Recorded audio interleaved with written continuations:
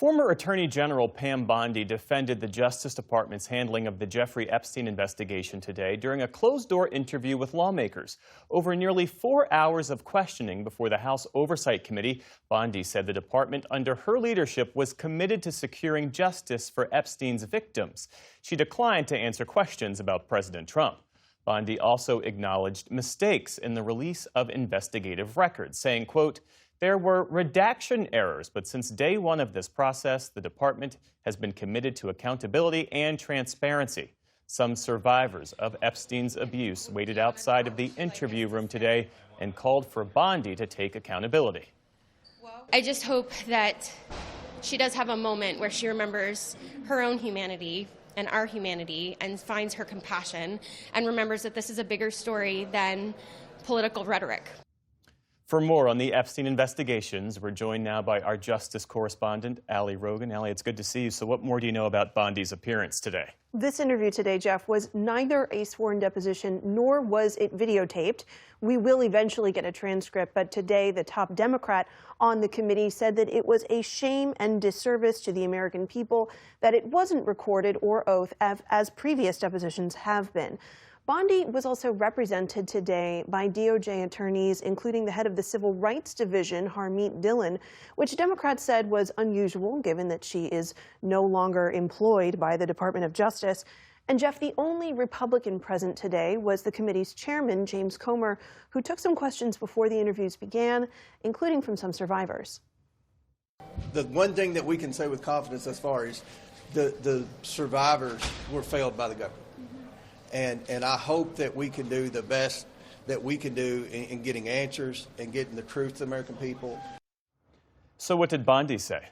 Not much, according to Democrats in the room. She answered many questions by saying she did not know or did not recall. She deferred many questions to Todd Blanche, saying that he handled the documents, including all the mistakes of failing to redact some of the survivors' names and images.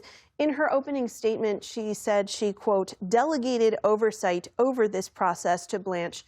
She also refused to comment on her conversations with President Trump. And Blanche, now the acting attorney general, who used to be President Trump's personal attorney. That's right, Jeff. And he's been very involved in this investigation. He met with co-conspirator Ghislaine Maxwell in 2025, after which she was transferred to a minimum security prison. Bondi said she was unaware that that meeting was happening. And as acting attorney general, Blanche has said that he said the Epstein files, quote, should not be a part of anything going forward at the DOJ. Whatever his role was, Blanche is now the head of the department, and Democrats said they will subpoena him to testify. For their part, survivors say that the most important thing for them is that the DOJ follow through on some of the investigative leads that are revealed and some of the names that have been released in the Epstein files. And as we've reported on this program, President Trump's own relationship with Epstein has come under scrutiny. The president has gone after media outlets, news organizations that have chosen to report on it. So what's the latest on that front? Yes, earlier this week, President Trump refiled a defamation lawsuit that he had filed against the Wall Street Journal over a report that he had written a letter to Epstein for his birthday in 2003, which featured an illustration of a naked woman's silhouette. Trump denied he wrote the letter or drew the picture, and he sued the Journal for defamation. The judge threw out the case, saying he had not proved that the reporters deliberately reported false information. He said Trump could file a new complaint. We've seen that today. There's not very much new in this new complaint, except there's an anecdote that he spoke with Rupert Murdoch, the chairman, before this article was released. Murdoch said he would handle it. We don't know how this judge is going to respond to this, and the Wall Street Journal stands by its reporting, Jeff. On a separate matter, Ali, the Justice Department pursuing investigations targeting Mr. Trump's perceived enemies. There's now a new development in that the DOJ is reportedly focused on a private citizen, in this case, E. Jean Carroll. Bring us up to speed. That's right. Carroll was the author whom Trump was found liable for sexually abusing in 2023. There was reporting earlier this week that the U.S. attorney in Chicago was investigating Carroll.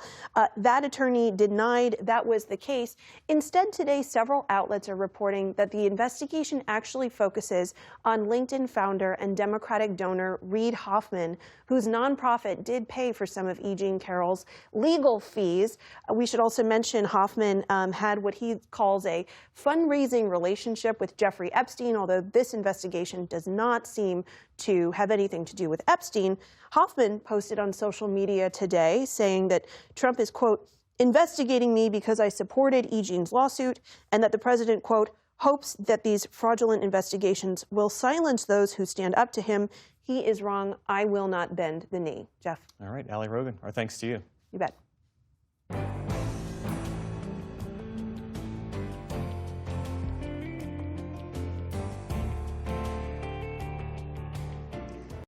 Support journalism you trust. Support PBS News. Donate now, or even better, start a monthly contribution today.